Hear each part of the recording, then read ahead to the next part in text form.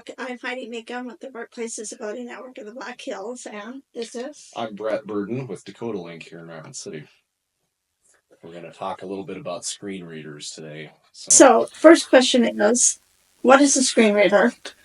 Well, a screen reader is typically a program on a computer or a different device that will read things on the screen to you. It can involve magnification, or it can be just speech output that you can listen to. Okay. And, you know, one of the biggest discussions around screen readers right now is the fact that there's brand new legislation coming out that is talking about website compliance using technology like alt text and whatnot. So, what is the function of screen readers when it comes to things like using them on compliant websites or even social media and places like that? Sure, that's a great question. Screen readers have been around since probably the 80s in different forms. Probably the most popular one that's been around for all those years is called JAWS, kind of like the movie Jaws. But the purpose of them is, like I mentioned, to read text on the screen to you, so that a person with vision loss or total blindness can rely on their ears to hear what's coming out of the computer and operate it with the keyboard and the voice output, rather than being able to see things on the screen. So historically, that's been used to read things like, maybe a Word document or your start menu on your computer, or a lot of different things that would, come up on there. That just a little brief overview there. But she mentioned alt text and images and on websites and things like that. That's been there's been a big push for that over the last few years. And the purpose behind that is for a person with vision loss who can go out on the internet, and they might be able to click and highlight some of the text and have that read to them. But if there's a picture and you can't see it, you have no idea what that says or what the picture is or any other description of it. Well, alt text can be added to images on websites, and it gives a person with vision loss a description of what's in that picture. And you basically just type it up in the website development software, and you don't see it if you look at the picture. But when you're using a screen reader, it will read that stuff to you, and it'll give you a description of what that picture is. That makes sense. Another question I have for you is, some of these places, or some of these posts that you see online right now, some of them, rather than putting alt text in the picture, they just put it in the caption and it says image shows. Does that create more confusion than having it as alt text, or does it really matter where that description falls in? I don't think it really matters. Most of the screen readers out there are smart enough to say something like, they'll give you an audio cue that it's an image with some text in it and an alt description. There's different things that the screen readers say while it's reading that kind of give you a little audio cue of where you're at on that website, and it'll once you become accustomed to using a screen reader, you'll kind of pick up on those little cues, and it'll help you navigate around, so it doesn't just sound like a big wall of text. And that, I'm guessing, on websites is where it's important to understand what the different headlines and et cetera like that. I'm guessing those are the cues for a screen reader when it's going down. It's those different headers kind of. Do they give them the cues? As I understood it? Yep. It might say something like link, or I think there's headline, headers, tables, stuff like that. And that you'll need to know those cues so that you can navigate around the website by listening to it. And when you're doing a Word doc, because I'm guessing it also works on things like Word platforms or document platforms when you can do word processing. Same thing there, understanding what the different uses for those headings beyond the aesthetics that they provide, but they're also a very important cue for those screen readers as they go down to the document or the website or what have you. Yep. those headers are an important part of how that screen reader functions. Yep, definitely. And most screen readers have the capability to skip over certain things. So, like if you wanted to navigate just through the links on a website, or maybe just a table in a Word document or whatever, you can put it into a different mode where it skips through just those sections that you care about. That way, you don't have to listen to all the text in between.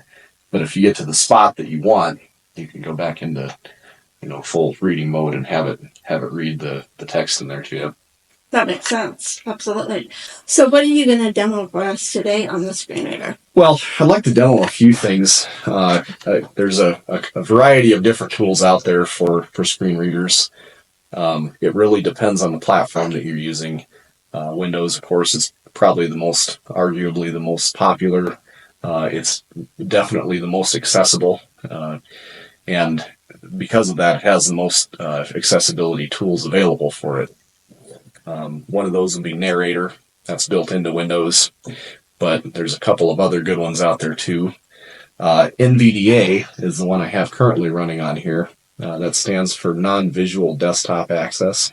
Okay. It's a free tool, and basically 68 volume level.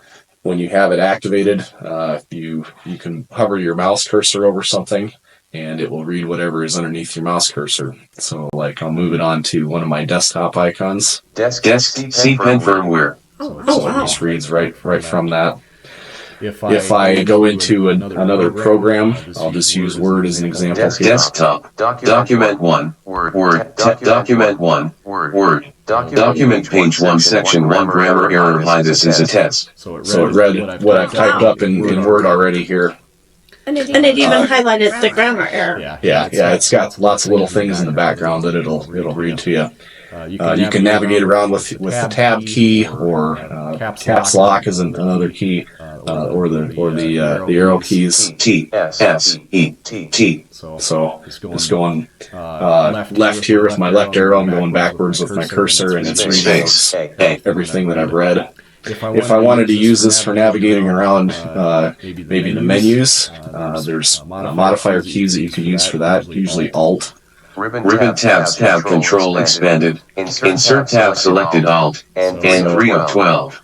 It's reading out the ribbon tab at the top of the Word document here. So if I wanted to go to the Mailings tab, for example, that would be M.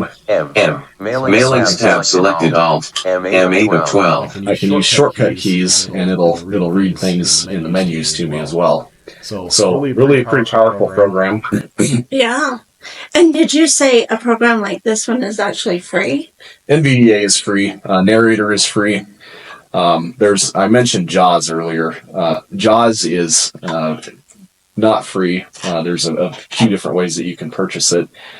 The reason that it's not free is because it's more compatible with a lot of word processing programs, Office things, business software, Citrix, stuff like that. It's generally universally compatible with a lot of that other stuff that these other free ones might not be. Okay. So you pretty much have somewhat of a guarantee that it's going to work if you buy JAWS. These other ones, it may work perfectly, or it may not. And if it doesn't, then you need to look at something else. Well, and that brings up another good question to ask. So typically some of these, what different computers do they work on? Like, how far ranging does it get with these programs? Because there's a lot of computer brands out there these days. Oh yeah. If you have a Windows computer, you're pretty much guaranteed that there's lots of different programs out there that'll work on those. There is not a whole lot for the Mac platform. The Mac platform does have VoiceOver, and it's got a magnifier feature, but I think as of right now, that's about it. Outside of that, there's Linux. I'm sure there's some screen reader software for Linux computers as well. Tablets, the iOS devices, iPhones and iPads, by far most accessible. There is some screen reader tools available for Android devices as well, though. Okay. And that's another good That's another good question or point. Tablets and phones, how do these interact on them? Like, I'm guessing you said there are programs for them. Do they interact pretty much the same way? Are they a little bit different? Because phones definitely function a different way than a computer. Yeah, definitely. There's different ways to control them. So I mentioned VoiceOver on the Mac. VoiceOver is also available on iOS, iPads, and iPhones. On Android, it's called TalkBack. So rather than using a mouse or a keyboard to control those, use gestures. So, for example, like, when you swipe on something on your phone, it does something. Well, with a screen reader active on your phone or a tablet, you might have to use 2 fingers to do something. You might have to use 3 fingers. It might be a 2-finger triple tap, a 3-finger double tap. Sometimes there's a flick. Left, right, up, down, flicks, lots of different gestures that you have to learn that control that screen reader and all the stuff that goes on in the background. That's interesting. Another question would be, another product we're going to demo in another one of our videos is the earphones with microphone capability when you're doing the speech to text. Then does this go back and read over what you put in there? Do they interact pretty well together when you're having to use different programs like that? They can. It gets a little complicated, and it depends on what programs you're using. There's a program called Dragon where you talk to your computer and it types for you. Well, the screen reader is kind of the opposite of that. There's speech to text, which is you talk, it types. And then there's text to speech, where it reads text to you. Generally, those things don't interact by default, but there are some programs out there that will make them interact together so that they work a little bit better together. Because there's a lot of people with vision loss that might want to use dictation to write an email or write a letter or control their computer. So having the ability to use both is really nice. But there is multiple programs involved, so it takes a little bit of work to get the bugs worked out of it. But generally it's pretty smooth. There's other software out there too. Zoom Text is the most popular one. It will read things to you. It has its own screen reader. It's got screen enhancements, so you could change colors on the screen. You can make everything, shades of pink and black, or yellow and blue, or black and white, or whatever you want. For that contrast, for Yep. if someone has that visual impairment of color and stuff. Yep. They've also got like you can make your cursor. You can have a giant green mouse cursor if you want. Oh, okay. Or you can have a circle around it, or you can have a line. Kind of like crosshairs, to help you find those things on your screen, help you find your cursor. It's easy to lose that little white cursor on a big white Word document, but if you make it big and red, it might be easier for you to find it. So wow, it helps you operate a little bit more efficiently. Yeah, sounds like it. Would you mind showing us what it looks like when you're using it on a website where it has to read that alt text and whatnot? Exit my magnifier program here, and I'm just going to open up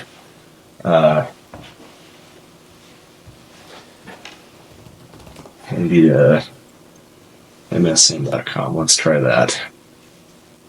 Okay, so I'm going to turn my volume back on here. Loading complete. A new $59 smartwatch that painlessly measures blood sugar in just a few seconds. Well, that's an ad, and I can see that text on there, but a new $59 smartwatch that I can't click on that text and select it. That text that you see on there is actually part of the image. Okay. So it is reading alt text from that ad. Let me see if I can find another good example of that. Republican Austin Theriault concedes closest election in.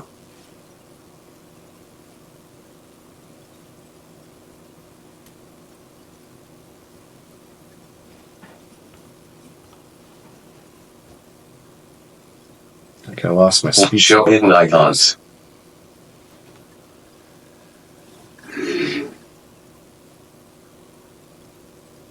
Let's talk comedy.